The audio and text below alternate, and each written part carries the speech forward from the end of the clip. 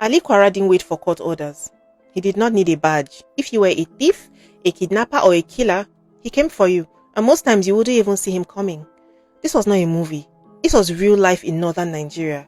And while politicians were sitting in their AC offices, security agencies were being bribed left and right, one man was deep in the forest, risking his life to catch criminals. No uniform, no salary, just guts, a rifle, and a mission. They called him many names. Baushe, the Lion of Azare.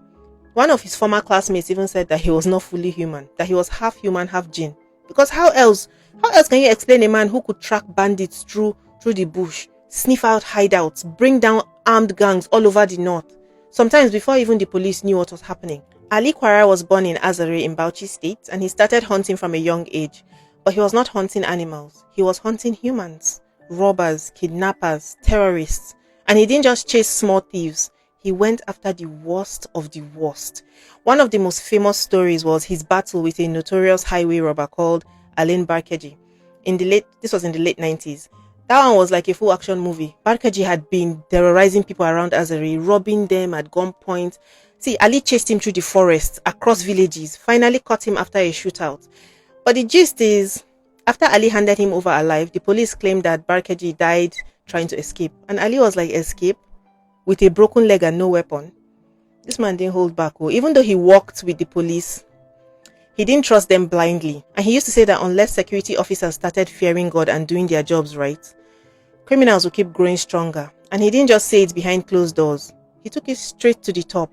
Ali Quora reportedly spoke directly to President Yar'Adua and to Buhari, warning them that as long as security personnel were aiding and abetting criminals, Nigeria would never be safe. And he was right.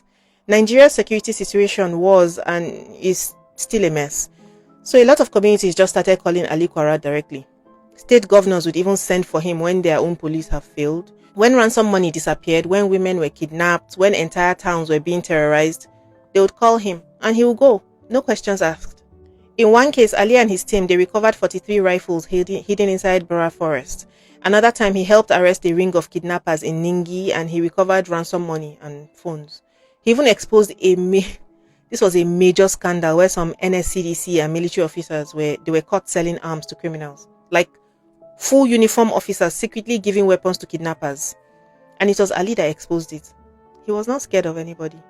The gist on ground was once criminals heard that Ali Quora was in the area, they would disappear. Some even abandoned their camps overnight. He was that feared by criminals. But here's the part that most people don't know. Ali Quora, he wasn't just a hunter. He was also a giver.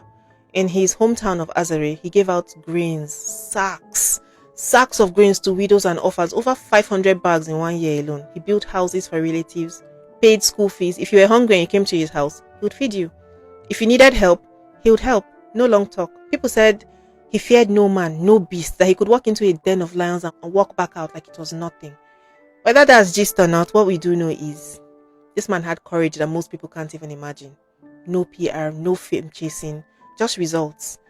Later in life, his health started failing. He had heart problems and a spinal injury from a past accident, and it got worse with time. He died on November 6, 2020 in Abuja. They flew his body back to Azare in a presidential jet. His funeral shut the whole town down. The crowd was massive. Thousands of people, governors came, the emir came. People cried like they had lost a brother, not just a crime fighter. President Buhari sent a message. The Bauchi State Assembly, they called him a rare gem. But for the people who actually lived in those areas, those people who slept better at night because of him, no tribute could capture what Ali Quora meant to them. And even though he's gone, the fight is not over. His younger brother Ahmad Quora, he has continued the fight. He's still going into forests, still chasing bandits. The criminals thought that Ali's death meant it was over.